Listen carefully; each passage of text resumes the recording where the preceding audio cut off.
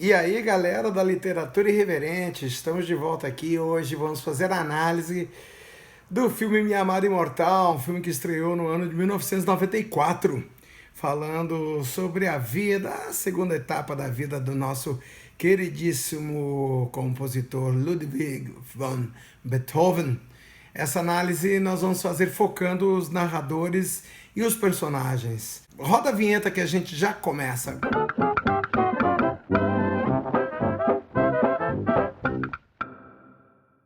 Nós vamos começar com uma sinopse deste filme, sem medo de dar spoiler, porque como esse filme é um filme muito antigo, de 1994, a ideia da análise focando narradores e personagens é justamente para aguçar novamente a curiosidade de vocês e vocês voltarem a assistir esse filme que realmente marcou época. O ano de 1827 em Viena, o nosso queridíssimo Ludwig von Beethoven, que neste filme é interpretado por ninguém menos que Gary Oldman, ele morre e um grande amigo dele, o famosíssimo Schindler, nós vamos falar sobre ele, sobre esse personagem, Anton Felix Schindler. Ele decidiu cumprir o último desejo do maestro, que deixou um testamento com tudo dentro para a sua amada imortal. Olha a saia justa, porque tinha um espólio muito grande nesse testamento do nosso queridíssimo Beethoven, que morreu amargurado, surdo. Vocês sabem que ele passou por poucas e boas. E nesse testamento, onde ele deixa tudo para Immortal Beloved, que é a amada imortal dele, ele não especificou o nome da mulher. E assim o nosso querido Schindler empreende uma jornada tentando encontrá-la. E nesse caminho todo, ele foi encontrando um retrato bem desconhecido do Beethoven. Então fica a dica aí desta sinopse bem curtinha para poder instigar a curiosidade de vocês. Bom, a trama do filme Minha Amada Imortal possui uma estrutura narrativa sustentada por depoimentos de personagens que conviveram em algum momento com o Beethoven e no auge da decadência da sua carreira e da sua saúde, como eu já coloquei no início. E a maneira como a gente vai classificar aqui o narrador e os personagens, portanto, poderá parecer um tanto peculiar, visto que normalmente classifica-se um após o outro separadamente, né? E o que nós vamos fazer aqui, a nossa proposta é colocar os personagens de maior relevância, tipo Schindler, do qual a gente já falou, por ordem de aparição e em seguida classificar a sua participação como narrador. Contudo, como o protagonista não participa como narrador, e fica aí já uma dica, passaremos a descrevê-lo isoladamente. Luigi, o nosso querido Ludwig von Beethoven, como era intimamente chamado, além de um personagem redondo e surpreendentemente complexo, pode ser também classificado como um personagem tridimensional. Dado importante, pois relata seus atributos e sua genialidade, seus humores e mau-humores, seus amores e a sua trajetória. Indubitavelmente, Beethoven, o Luigi, é o protagonista dessa trama, né, galera? Vamos fazer jus aí ao nosso querido gênio da música. É interessante notar que o filme começa com o funeral do gênio Ludwig von Beethoven. É uma analepse bem interessante. Nós temos discutido aqui prolepses e analepses, e essa analepse é bem interessante porque só depois do funeral é que começam a focar na história do protagonista propriamente dito, né? Que é o nosso querido Beethoven. Além do narrador câmera, absolutamente neutro, facilmente poderíamos classificar os personagens usando a tipologia do Gerard Genette como intradiegéticos em segundo nível, tá?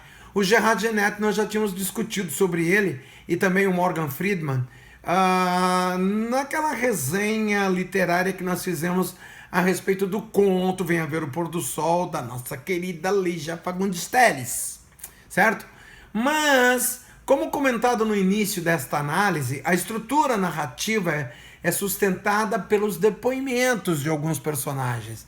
Então, nós usaremos também a tipologia de Morgan Friedman. Guarda aí esses dois nomes. Nós não vamos falar de Jean Pouillon hoje, tá? Sim, essa classificação ela pode ser interpretada como onisciente seletiva, uma vez que todos os narradores se focam em um personagem. O Luigi, portanto, o onisciente da parada toda aí é Don Beethoven. De todos os narradores, o mais destacado é o Schindler, como a gente já comentou antes.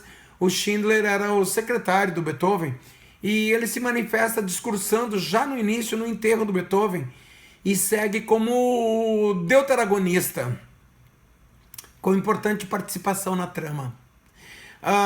Dado o seu envolvimento com o Beethoven, eles tinham realmente um relacionamento muito próximo, podemos classificá-lo como um personagem redondo com atitudes sherlockianas, buscando desvendar o mistério que envolve o título do filme, como nós colocamos ali na sinopse. Bem, e nós temos uma personagem muito interessante que é a Giulietta, a Condessa. Antes mesmo do depoimento da Julieta, nós temos a participação da Nanette. A Nanette era simplesmente a recepcionista do hotel, onde o Beethoven se encontrava com a amada dele. Nanette, ela narra o desencontro amoroso do Luigi, mas com um teor crítico acusatório, quase colocando o protagonista como vilão da história. Aliás, diga-se de passagem, a Nanette era meio grosseirona, assim, sabe aquela tipo de personagem do século XIX, 1800 e Guaraná com rolha, aí não tinha muito aquele refinamento. Apesar dela ser uma personagem secundária, nós podemos classificá-la como redonda, porque ela era detentora de importantes informações para o desenrolar da trama. Veja bem, galera, isso é importante, como você analisa um personagem secundário como personagem redondo, porque afinal de contas ela estava ali, ela era os olhos e os ouvidos de Luigi e da amada imortal, que nós vamos sim dar um spoiler daqui a pouco e vamos revelar quem era esta mulher na vida de Don Beethoven. E depois, somente depois dessa participação da Nanette, é que vem a participação da Condessa, dizendo que ela sim seria titular do testamento. Você vê que tá todo mundo de olho no testamento já do nosso querido Ludwig von Beethoven. E ela, como narradora, ela teve uma importante participação, confidenciando ao secretário, Monsieur Schindler, por exemplo, o pedido de casamento do maestro preterido por um adversário. Ela é bastante misteriosa e sensual e ela constitui uma personagem igualmente redonda, pois, além de tudo, trabalha o lado psicológico do romance, dado que está bem representada na chantagem feita por seu pai espionando atrás da porta. Esse lance da espionagem do pai deixa uma margem bastante duvidosa no filme, porque era a época em que ela era tanto jovenzinha ainda, né? E aí agora nós temos um outro personagem que é o sobrinho, o Cal. Diga-se de passagem, um personagem plano que também faz seus comentários sobre o tio. Já vou dar um spoiler bravo aqui para vocês. Tendo inclusive testemunhado em seu favor quando da questão da sua guarda. A guarda, o tio queria a guarda do sobrinho, né? A sua classificação como personagem plano é flagrante, pois não tem a mínima profundidade. Ele não foi capaz de suportar a pressão, frustrando-se inclusive numa tentativa de suicídio. A participação de Johanna, a cunhada, que afinal tornou-se um elemento surpresa, também tem esse viés narrativo, tá? Ela resolve já no fim da trama, em tom confessional, tudo bem, eu vou falar a sua condição de amante do maestro. Ela era a mulher do hotel, a amada imortal, e portanto a antagonista do filme. Se nós temos em Beethoven o protagonista, temos em Johanna a antagonista do filme, apesar de a classificarmos como uma personagem plana. Tudo bem, porque a participação dela, ela aguentou muita coisa do Beethoven. Vocês com certeza vão ficar curiosos e vão querer assistir esse filme novamente.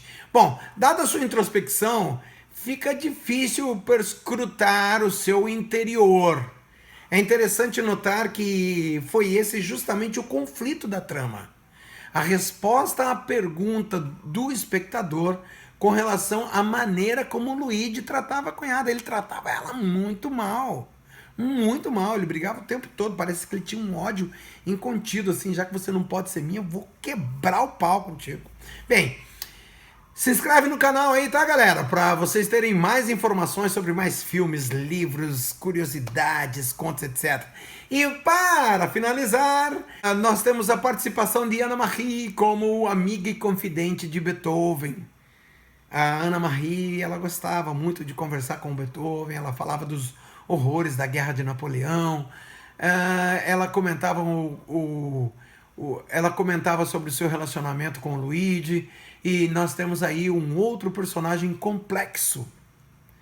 Quem foi classificado como complexo no começo da narrativa? Nosso querido Beethoven. Portanto, Anna Marie é o segundo personagem complexo dessa trama. Ela sofria muito com a perda do filho e ela tinha muita desenvoltura, assim, uma desenvoltura suficiente para circular entre a nobreza e a plebe. Portanto, ela enriquece a trama desde o início com o seu olhar penetrante. Galera, assistam esse filme, ele tem inteirinho no YouTube, pode clicar lá, verificar Minha Amada Imortal, tá ali, Gary Oldman e um elenco maravilhoso. Vale muito a pena. Eu dei alguns spoilers aqui porque já é um filme antigo, do ano de 1994. Espero que vocês tenham gostado da nossa análise, focando os narradores e personagens do filme Minha Amada Imortal. Valeu!